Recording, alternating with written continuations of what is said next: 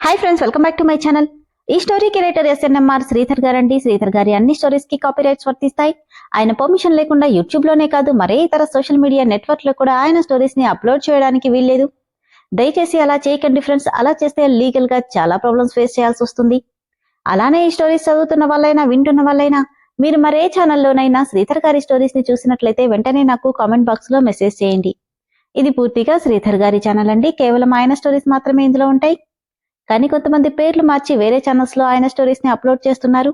మీరు కానీ అలా చూసినట్లయితే నాకు మెసేజ్ చేయండి. ఇక లేట్ చేయకుండా వీడియోలోకి వెళ్ళిపోదాం ఫ్రెండ్స్. ఎస్ఎన్ఎంఆర్ శ్రీధర్ గారు రాసినటువంటి మనోభిరాముడు 37వ భాగం. తను నీలా ముద్దపప్పు కాదులే, అన్నిటికీ ఏడుస్తూ కూర్చోడానికి ఏదైనా స్పోర్టివ్ గా తీసుకుంటుంది అని తనెళ్లిన వైపు చూస్తూ చెప్పాడు అభిరామ్.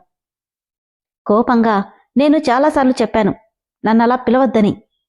పిలిస్తే ఏమవుతుందో, నాకు కోపం వస్తుంది అని చెప్పి యశు వెళ్ళిపోతుంటే, అది తప్ప ఇంకేం రాదు, వచ్చినా ఏమీ చేయలేవులే అంటుంటే వెనక్కి తిరిగి చూసింది మను. ఏంటా చూపు, చూడ్డం తప్ప ఏమి చేయలేవులే పద అంటూ అభి నవ్వుకుంటూ వెళ్ళిపోతుంటే, రాక్షసుడు నన్ను ఏడిపించడానికే పుట్టినట్టున్నాడు అని తిట్టుకుంటూ వెళ్ళింది మను కూడా. Hello, hi darling, who's that, చెప్పుకో చూద్దాం. ఏయ్, టైం గన్ టైంలో కాల్ చేసి ఏంటి నీ గోలా, ఇంతకీ ఎవరు నువ్వు అని అభి చిరాకు పడితే, ఓ మై గాడ్ అభి, నువ్వేనా? ఎన్ని సంవత్సరాలైనా వాయిస్ వినగానే నీ గర్ల్ ఫ్రెండ్ పేరు చెప్పే నువ్వు నన్ని మర్చిపోయావా అంటుంటే, నుదుటి మీద వేలు పెట్టి రుద్దుకుంటూ కాసేపు ఆలోచించిన అభి, రెజినా అన్నాడు. నాకు తెలుసు అభి, నువ్వే అమ్మాయిని అంత ఈజీగా మర్చిపోవని. ఇప్పుడెందుకు ఫోన్ చేశావు? నిన్నే ఇండియాలో ల్యాండ్ అయ్యాను. వాట్, నువ్వు ఇండియా వచ్చావా? అదేంటి డార్లింగ్ అలా అని అడుగుతావు? ఏం లేదు, అమెరికా లైఫ్కి అలవాటు పడ్డా హైలీ పాష్ గర్ల్ ఇండియాలో ఉండగలదా అని డౌట్ వచ్చిందిలే. యువర్ రైట్ అభి, అస్సలు ఉండలేను, కానీ నీ టచ్ నన్నిక్కడి దాకా తీసుకొచ్చింది అంది రెజీనా. What, come again? నీకోసమే మా మమ్మీతో పోట్లాడి మరీ వచ్చాను. ఎందుకు? ఎందుకేంటి అభి, లాస్ట్ టైం అమెరికా వచ్చినప్పుడు నీతో గడిపిన ప్రతి క్షణం నాకెంత మెమరబుల్లో తెలుసా? అప్పటి నుండి నిన్ను తప్ప ఎంతమంది డేటింగ్కి రిక్వెస్ట్ చేస్తున్నా నాట్ ఇంట్రెస్టెడ్, అందుకే వచ్చాను. ఆ మూమెంట్స్ నాకు మళ్ళీ కావాలి అని రెజీనా అంటే విసుగ్గా, ఎక్కడున్నావు? ఢిల్లీ, నీకోసమే వెయిటింగ్. ఈలోపు ఎవండి పాలు అంటూ నవ్వుతూ మను పాల గ్లాస్ చేతికందిస్తుంటే, మను వైపు చూసి, నాకు కుదరదు అని చెప్పి ఫోన్ కట్ చేశాడు అభి. ఊహల్లో తేలిపోతూ పడుకుని మాట్లాడుతున్న రెజీనా దెబ్బకి లేచి కూర్చుంది. ఏంటిది, నా ఫోన్ కట్ చేశాడు అనుకుంటూ మళ్లీ కాల్ చేసింది. నెంబర్ చూసి విసుగ్గా కట్ చేశాడు. మళ్లీ మళ్లీ చేస్తూనే ఉండడంతో, ఎవరో అర్జెంట్ ఫోన్ అనుకుంటా, పాలు తాగుతూ మాట్లాడండి అని అమాయకంగా గ్లాస్ అందిస్తుంటే, లేదు మను, రాంగ్ నంబర్ అంటూనే స్విచ్ ఆఫ్ చేసేశాడు ఫోన్ని పూర్తిగా అభిరామ్. రెజీనా కోపంగా, నేను కాల్ చేస్తున్నానని తెలిసి స్విచ్ ఆఫ్ చేశావు కదా, చెప్తాను, ఈ రెజీనా అంటే ఏంటో చూపిస్తా, రేపట్లోగా నిన్ను ఢిల్లీలో ల్యాండ్ అయ్యేలా చేస్తాను, చూస్తుండు అని కసిగా అనుకుంది రెజీనా. ఈ మధ్య రాంగ్ నంబర్స్ ఎక్కువైపోయాయి, అవి బ్లాక్ చేసుకోండి, లేదంటే చాలా ప్రాబ్లమ్స్ వస్తాయి, వాటికి మనమే వీలైనంత దూరంగా ఉండాలి అని చెప్పి మను వెళ్ళిపోతుంటే, ఎక్కడికి అని అడిగాడు అభి. కిందకి. ఎందుకు? ఆల్రెడీ లేట్ అయింది, నిద్రపో. లేదండి, రేపు అమ్మ వాళ్ళు వెళ్ళిపోతున్నారుగా, అమ్మతో కాసేపు మాట్లాడొస్తానని వెళ్తుంటే, యశు ఏం చేస్తుంది అని అడిగాడు. వెనక్కి తిరిగి, నిద్రపోయిందండి, ఆకలి లేదు, టైర్డ్ అయిపోయానని చెప్పి భోజనం కూడా చేయకుండా పడుకుంది అని చెప్పి వెళ్ళిపోయింది మను. ఆ మాటకి నవ్వుకొని, నిజమే, చాలా అలసిపోయింది అనుకుని మను వెనకే వెళ్లి కింద సోఫాలో మాట్లాడుకుంటున్న కిషోర్ వాళ్లతో కాసేపు మాట్లాడి యశు దగ్గరికొచ్చాడు అభి. చీకట్లో కన్నీళ్లతో అటువైపు తిరుగున్న యశు సడన్ గా డోర్ చొప్పుడై, యశు అన్న అభి గొంతుకి తన ముఖం కూడా చూడ్డం ఇష్టం లేక టక్కున కళ్ళు మూసుకుంది. లైట్ ఆన్ చేసి తన పక్కనే కూర్చొని, నువ్వు నిద్రపోలేదు, నిద్రపోవని కూడా నాకు తెలుసు అంటే ఏడుపు బిగిపెట్టి, తెలిసినప్పుడు ఎందుకు రావడం? నువ్వింకా ఆ స్వీట్ మెమరీని తలుచుకుంటూ ఉంటావేమో ఇంకోసారి అంటుంటే, ఏమక్కర్లేదు, యూ జస్ట్ గెట్ లాస్ట్ అని గట్టిగా అరిచేసింది యశు. నవ్వుతూ, ఎందుకు బేబీ అంత కోపం, ఇప్పుడేమంత కొంపలంటుకుపోయాయి చెప్పు, రిలాక్స్, అలవాటవుతుంది అంటూ ఆమె భుజం మీద చేయి వేయబోయాడు. డోంట్ టచ్ మీ అంటూ ఆ చేతిని తోసేసి ముందు నువ్వు ఇక్కడి నుండి వెళ్ళిపో, ఐ హేట్ యూ అని గట్టిగా అరుస్తుంటే, ఓకే ఓకే అరవకు, మీ వాళ్ళంతా బయటే ఉన్నారు, తర్వాత నీ ఇష్టం, గుడ్ నైట్ అని చెప్పి వెళ్ళిపోయాడు అభి. యశు లేచిందా అండి? డిన్నర్ చేయలేదు, చేస్తుందేమో అని యశు దగ్గరికి మను వెళ్తుంటే, ఆగు అంటూ తన చేయి పట్టుకున్నాడు. బలమైన అతడి చేతి స్పర్శకి ఒక్క క్షణం ఒళ్లంతా జల్లుమనగా పట్టుకున్న ఆ చేతివైపు అభివైపు చూసింది మను. మెల్లిగా చేతిని వదిలేస్తూ, అదే తను బయట ఫాస్ట్ ఫుడ్ తిన్నది, ఇక లేపకు, ఆల్రెడీ నిద్రపోయింది అనడంతో, సరే అయితే. మామయ్య, మీరు కూడా వెళ్ళి నిద్రపోండి, మళ్ళీ పొద్దున్నే లేవాలిగా. ఎందుకు అభి మళ్ళీ ఫ్లైట్ బుక్ చేయించావు, మేము ఈవినింగ్ ట్రైన్కి వెళ్ళిపోయే వాళ్ళం కదా అని కిషోర్ అంటే, అంతసేపు జర్నీ ఏం చేస్తారు మామయ్య, యాక్చువల్గా ఉండమంటుంటే వెళ్తానంటూ వెళ్ళిపోతున్నారు అన్నాడు అభి. కూతురింట్లో ఎక్కువ రోజులు ఉండకూడదు అభి, పైగా నా కూతురు ఇంత సంతోషంగా ఉందని తెలిసాక ఇక్కడుండి ఏం చేస్తామంటే. అభి మను ఇద్దరూ ఒకరి ముఖాలొకరు చూసుకున్నారు. ఈ వారం రోజులైనా మా యశు వాళ్ళక్క దగ్గర ఉండాలంటే ఉన్నాం కానీ లేదంటే ఎప్పుడో వెళ్ళిపోయేవాళ్లం అన్నాడు కిషోర్. సరే మావయ్య, వెళ్ళి రెస్ట్ తీసుకోండి, ఇప్పటికే లేట్ అయిందని చెప్పి వెళ్ళిపోయాడు అభిరామ్. బంగారం, ఇక నువ్వు కూడా వెళ్ళమ్మా, ఇప్పటిదాకా ఇక్కడే ఉన్నావు కదా అని శారద అంటే, అవును మను, ఇంకెళ్ళు, వాడు నీకోసం వెయిట్ చేస్తూ ఉంటాడేమో అని అరుంధతమ్మ అనడంతో తలూపి పైకెళ్ళింది మను. భగవంతుడా, వీళ్ల పుణ్యమా అని నా మనవడు ఈ మధ్య చాలా బాగుంటున్నాడు, పైగా ఈ మధ్యకాలంలో ఏ ఆడపిల్ల దగ్గరికి వెళ్ళినట్టుగా కూడా కనిపించట్లేదు, రాత్రిళ్లు కూడా ఇంటి పట్టునే ఉంటున్నాడు, వాణ్ణలానే ఉంచు స్వామి, వాడి గురించి ఎంత చెప్పకుండా చేసినా బంగారం లాంటి ఆడపిల్ల జీవితం నాశనం చేశానేమో అని ప్రతి క్షణం బాధగానే అనిపిస్తుంది, వాణ్ణెలాగైనా మా మనుకి దగ్గర చేయి స్వామి అంటూ మనసులోనే ప్రార్థించింది అరుంధతమ్మ. పైకెళ్లిన మను సైలెంట్గా సోఫాలో పడుకుంది. ఫోన్ మాట్లాడి బాల్కనీలో నుండి బయటకొచ్చిన అభి మను అని పిలిచినా తను పలక్కపోవడంతో పడుకుందేమోనని బెడ్ దగ్గరికి వెళ్లపోతూ వెక్కుతూ ఏడుస్తున్న సౌండ్ రావడంతో కంగారుగా మను మను అంటూ సోఫా దగ్గర కూర్చుని, ఏమైంది, ఎందుకు అడుస్తున్నావని అడిగాడు. పైకి లేచి కూర్చుని ఏం లేదని తప్పి తలూపింది. చెంపలకి అంటుకుపోయిన కాటుకని తుడుస్తూ, మరిదేంటి, ఎందుకేడుస్తున్నావు, నీ వాళ్లు వెళ్ళిపోతున్నందుకా అనడిగితే అవునన్నట్టు తలూపింది. నవ్వి, ఎప్పటికైనా వెళ్లాల్సిందే కదా మనం, దీనికే ఇలా ఏడిస్తే ఎలా? ఏమో, నాకు వాళ్ళు వెళ్ళిపోతుంటే ఏదోలా ఉందండి. చూడు, నువ్విలా ఏడుస్తూ ఉన్నావంటే మీ వాళ్ళు నేను నిన్నేదో చేశారనుకుంటారు. కళ్ళు తుడుచుకుంటూ, వాళ్లేమలా అనుకోరు, మీ మీద చాలా నమ్మకముంది వాళ్లకి. ఓ, అయితే నా మీద నీకే నమ్మకం లేదన్నమాట అనగానే సైలెంట్ అయిపోయింది. మాట్లాడు, నా మీద మీ వాళ్లకున్న నమ్మకం నీకు లేదా?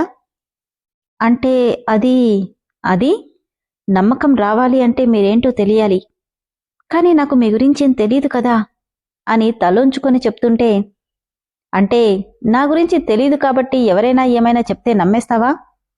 ఆహాహా, అలా ఎలా నమ్ముతాను అని మను అనగానే నవ్వి, చూడు మను, ఒకరి మీద నమ్మకం వేరు, ఒకరి గురించి తెలుసుకోవడం వేరు, రెండిటికి చాలా తేడా ఉంది. అర్థం కాలేదండి. ఏం లేదులే అని చెంప మీద తట్టి వెళ్ళిపోయి ల్యాప్టాప్ ఓపెన్ చేశాడు. తనింకా ఆలోచించటం చూసి, ఎక్కువ ఆలోచించి బుర్రపాడు చేసుకోకు, నిద్రపో. నాకు నిద్ర రావట్లేదు, కాసేపు నాతో ఏమైనా మాట్లాడొచ్చు కదండీ. నవ్వుతూ, ఇలా నైట్ టైం మాట్లాడుతూ పడుకోవడం నీకు అలవాటా? అవును, నేను మాట్లాడకపోయినా యశు ఏదో ఒకటి మాట్లాడుతూనే ఉంటుంది, తనతో మాట్లాడుతూ అలా అలవాటైపోయింది అంటే నవ్వి ఊరుకున్నాడు అభి. మీరెందుకు ఎప్పుడూ సీరియస్గా ఉంటారు, ఎందుకంత కోపం వస్తుంది మీకు, ఇలా ఎప్పుడూ నవ్వొచ్చు ఉండొచ్చు కదండీ అంటే, తను నవ్వుతూ తిరిగిన జ్ఞాపకాలు కళ్ల ముందు మెదులుతుంటే కనుకొనల్లో కన్నీటి పొర నిలిచింది అభికి. ఏంటి మాట్లాడరు, చెప్పండి, ఎప్పుడూ ఎందుకంత సీరియస్గా ఉంటారు అని మళ్ళీ అడిగింది. ఏం లేదు కాని, నేను నవ్వితే నీకు నచ్చుతుందా? హా, ఇన్ఫాక్ట్ మీరు సీరియస్గా కంటే నవ్వుతూ ఉంటేనే మీ ఫేస్కి సూట్ అవుతుంది. అవునా, అయితే నన్ను నవ్వించడానికి ట్రై చేయి చూద్దాం, ఎంతవరకు ట్రై చేస్తావో. మనసులో, నేనా, ఇంకేమైనా ఉందా, నాకు నేనే పైకి పోవడానికి పార్సిల్ రెడీ చేసుకున్నట్టు అని తిట్టుకుంటుంటే, ఏంటి ఆలోచిస్తున్నావు? ఏం లేదు. సరే, ఇక మాట్లాడింది చాలు, నిద్రపో అనడంతో సరేనని తలూపి సోఫాలో పడుకుంది మను. మీరెప్పుడు ఎందుకు కోపంగా ఉంటారు అన్న మను మాటలు చెవిల్లో వినిపిస్తుంటే, నాన్నా నాన్నా అంటూ నవ్వుతూ తిరిగిన గత జ్ఞాపకాలు కళ్ల ముందు సంతోషంగా ఒకవైపు కనిపిస్తుంటే, మరోవైపు మీ అమ్మకి ఒక్కరు సరిపోరు, ఎంతమందైనా పర్లేదనుకుంటా అన్న మాటలు చెవుల్లో తిరుగుతూ తనలో రాక్షసుణ్ణి బయటికి తెస్తున్నాయి. అక్కడి నుండి బయటికెళ్ళిపోవడానికి బయలుదేరాడు. డోరు ఓపెన్ చేయనివాడు కాస్త సోఫాలో అమాయకంగా నిద్రపోతున్న మను వైపు చూడగానే ఆగిపోయాడు. బయటికి కాదు కదా, కనీసం ఆ గది కూడా దాటలేకపోయాడు అభిరామ్. మీరు నవ్వితే చాలా బాగుంటారు అన్న మాటలకు పెదవుల మీద నవ్వొచ్చి చేరగా తనకే తెలియకుండా మను దగ్గరికొచ్చి తన చెంపల మీద చేయి వేశాడు. నిద్దట్లో ఉన్న మను ఆ చేతిని అలానే పెట్టుకుని గుండెల మీద పెట్టుకుని పడుకుంది. విడిపించుకోవడానికి ఎంత ట్రై చేసినా తను వదలకపోవడంతో అలానే తన పక్కనే కూర్చొని తననే చూస్తూ ఉండిపోయాడు అభిరామ్. ఎప్పట్లా తెల్లవారుజామున నిద్రలేచిన అభికి తను పడుకున్న ప్లేస్ మెత్తగా తగులుతుండడంతో పిల్లో అనుకుని ఇంకా గట్టిగా హత్తుకొని పడుకున్నాడు. కాని ఎప్పట్లా తను ఎలా తిప్పితే అలా తిరక్కపోవడంతో ఏంటిది అనుకుంటూ కళ్ళు తెరిచి తనెక్కడున్నాడో చూసుకొని షాక్ అయ్యాడు. రాత్రి తన చేతిని పట్టుకుని పడుకున్నవాడు కాస్త ఇప్పుడు పూర్తిగా ఆమె గుండెల మీద పడుకోనున్నాడు. ఓ గాడ్, అంటే ఇందాక పిల్లో అనుకుంది తనా? బాచా అనుకుంటూ తన వైపు చూశాడు. నిద్దట్లో కూడా చెరగని తన చిరునవ్వు పొద్దున్నే తనని పీస్ఫుల్గా నిద్రలేచేలా చేస్తే తనకి పూర్తిగా అంటుకుపోయిన ఆమె శరీరం తనని మరో లోకానికి తీసుకెళ్తుంది. గట్టిగా తనని హత్తుకుని పడుకున్నాడు. ఏ అమ్మాయి దగ్గర తను పొందని తను కోరుకొని ప్రశాంతత మను దగ్గర లభిస్తుంది. తనని ముద్దు పెట్టుకోవడానికి ఒరిగినవాడు కాస్త తనేం చేస్తున్నాడో అర్థమై తను డిస్టర్బ్ అవ్వకుండా ఫాస్ట్గా పైకి లేచాడు అభిరామ్. గుండెల దగ్గర కాళ్ల దగ్గర చెల్లాచెదురుగా అయిపోయిన ఆమె చీరని సరిచేసి ఫాస్ట్గా వాష్రూమ్కి వెళ్ళిపోయాడు. అనుకున్నట్టుగానే ఉదయాన్నే కిషోర్ ఫ్యామిలీ అంతా హైదరాబాద్ బయలుదేరి వెళ్లిపోతుంటే మను, అభి, అరుంధతమ్మ ముగ్గురు కలిసి సెండాఫ్ ఇవ్వడానికి వెళ్లారు. ఎందుకమ్మా ఇంతపడి శ్రమపడి మీరు కూడా రావడం, మేం వెళ్లే వాళ్ళం కదా అని కిషోర్ అంటే, నేనొచ్చినంత మాత్రాన నష్టమేం లేదులే కిషోర్, మీ అమ్మాయిని చూడండి, మీరు వెళ్తుంటే ఏదో పోగొట్టుకున్నట్టు ఉంది. ఏంటి మను ఇది చిన్నపిల్లలా అని శారద అంటుంటే ఆమె గుండెల్లో తలదాచుకుని ఏడ్చేసింది మను. యశు మాత్రం ఇదేమీ పట్టించుకోకుండా దూరంగా నిలబడింది. ఏంటి మీ అక్క ఏడుస్తుంది, వెళ్ళవా అని అభి అడిగితే కోపంగా చూసింది యశు. ఏంటా చూపు, నువ్వెంత కోపంగా చూసినా ఏం చేయలేవులే కాని పద వెళ్దాం. ఏం చెయ్యలేవుననే కదా నీ ఇష్టం వచ్చినట్టు బిహేవ్ చేస్తున్నావు. అబ్బా, నిన్నటి నుండి ఇప్పుడు లైన్లోకొచ్చావు, ఇక పద, లేదంటే నేనేంటో నీకే అర్థమైంది కదా. కాదు కూడదు అంటే ఏదైనా బలవంతంగానైనా చేసే తీరత, ఇక పద అనగానే కోపంగా కాళ్ళు గట్టిగట్టిగా నేలకి కొడుతూ వెళ్ళింది యశు. ఫ్లైట్ అనౌన్స్మెంట్ రావడంతో అందరూ బయలుదేరారు. బాయ్ అక్క, ఇక వెళ్తాను కాదు వెళ్ళొస్తాని అనాలి అని మను అంటే అభి వైపు కోపంగా చూస్తూ ఇక జీవితంలో ఇక్కడికి రాను అనుకుంది యశు. కన్నింగా దాన్ని చూసి నవ్వుతున్నాడు అభిరామ్. బాయ్ అక్క అని చెప్పి వెళ్ళిపోయింది యశు. నానమ్మా, మీరిక ఇంటికెళ్ళిపోండి, నేను ఆఫీస్కెళ్తానని చెప్పి ఒక కారులో వాళ్ళని పంపించి మరో కారులో తను ఆఫీస్కెళ్ళిపోయాడు అభిరామ్. కారులో అరుంధతమ్మ మనుని పిలిస్తే, ఏంటి కదా నీ మొగుడు ఈ మధ్య పూర్తిగా నీ దారిలోకి వచ్చినట్టున్నాడు అంది అరుంధతమ్మ. ఏ దారిలోకి రాలేదు, నేను నటించమంటే నటిస్తున్నాడమ్మమ్మా. ఏంటి, నువ్వు నటించమన్నావా? ఎందుకేంటమ్మమ్మా, ఆయన నాతో ఇలా ఉంటున్నాడని నాన్న వాళ్ళకి తెలిస్తే ఎంత బాధపడతారు, అందుకే రిక్వెస్ట్ చేశాను. ఆమె గడ్డం పట్టుకుని పైకెత్తి, పిచ్చిపిల్ల, వాడు ఒకరి కోసం ఎప్పుడూ మారడు. ఎంత పంతం లేకపోతే 5 ఏళ్లుగా ఇంట్లో భోజనమే మానేసినవాడు నీకోసం ఆ పని చేస్తాడు చెప్పు. అంటే ఏముందే పిచ్చిదానా, వాడు నటించలేదు, నీకోసం ఇష్టంగానే చేశాడు, లేదంటే వాడి మొండి పట్టుదల నీకు తెలీదు.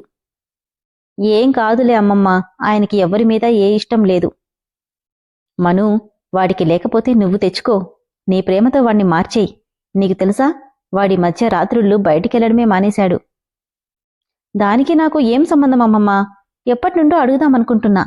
ఆయన ఆ టైంలో ఎక్కడికెళ్తారు, ఎప్పుడో మధ్యరాత్రి దాటిన తర్వాత వస్తారు, అంతసేపు ఏం పనుంటుంది అని అడిగితే, అంటే అది మను పగలంతా వాడికి ఆఫీస్లో సరిపోతుందిగా, అందుకే మిగతా బిజినెస్ చూసుకోవడానికి ఆ టైంలో వెళ్తాడు. కానీ అమ్మమ్మ, అదిగో ఇల్లొచ్చేసింది, పద బాగా ఆకలేస్తుందే అని మాట మార్చేయడంతో, సరే పద అమ్మమ్మ అంటూ ఆమెను తీసుకెళ్తుంటే, నన్ను క్షమించమ్మా, వాడి గురించి తెలిస్తే నీ మనత్తని మనస్సు ఏమైపోతుందోనని చెప్పలేకపోతున్నాను అనుకుంది అరుంధతమ్మ. సోఫాలో కూర్చుని ఆలోచిస్తుంది మను. నీ ప్రేమతో వాణ్ణి మార్చేయి అన్న మాటలు, నన్ను నవ్వించడానికి ట్రై చేయి అన్న అభిమాటలు పదే పదే వినిపిస్తుంటే, అవును, నేనెందుకు ఆయన్ని మార్చకూడదు? పైకి కనిపించినంత హార్డ్ మైండ్ కాదతనిది. లేకపోతే నేను తన ముందు మాట్లాడగలనా? కాని ఎలా మార్చాలి అంటూ రూమ్ అంతా ఒకసారి పరికించి చూసింది మను. ఫస్ట్ ఇక్కడి నుండే స్టార్ట్ చేయాలి. ఈ రూంలో అన్నీ పర్ఫెక్ట్గా ఉన్నాయి, కానీ ఏదో డల్నెస్ కనిపిస్తుంది. దాన్ని అర్జెంటుగా మార్చాలనుకుంటూ చీర కొంగు నడుముకు దోపుకుని, అవును, మళ్ళీ బీస్ట్ మోడ్లోకి వస్తే అని కక్షణం ఆలోచించింది. అంతలోనే వస్తే వచ్చాడులే అనుకుని ఆ రూమ్ అంతా చేంజ్ చేయడం స్టార్ట్ చేసింది మనస్విని. విన్నారు కదా ఫ్రెండ్స్, కిషోర్ ఫ్యామిలీ మొత్తానికి వెళ్ళిపోయింది. అభిరామ్ ఏం చేశాడో తెలియదు, కానీ యశు మాత్రం అతని మీద చాలా కోపంగా ఉంది. మరి అరుంధతమ్మ మాటలను, తనని నవ్వించమన్న అభిమాటల్ని పట్టుకుని తన రూమ్తో స్టార్ట్ చేసింది. ఆ రూమ్ని అతన్ని చేంజ్ చేయడం మను. మరి తను అభిని చేంజ్ చేయగలదా లేదా అనేది తదుపరి ఎపిసోడ్లో తెలుసుకుందాం. అలానే ఫ్రెండ్స్, ఈ స్టోరీ మెంబర్షిప్లో పెట్టడం జరిగిందండి. దయచేసి స్టోరీ నచ్చితే మెంబర్షిప్లో జాయిన్ అవ్వండి ఫ్రెండ్స్. ఎపిసోడ్స్ మీకు రెగ్యులర్గా వచ్చేస్తాయి. Thank you.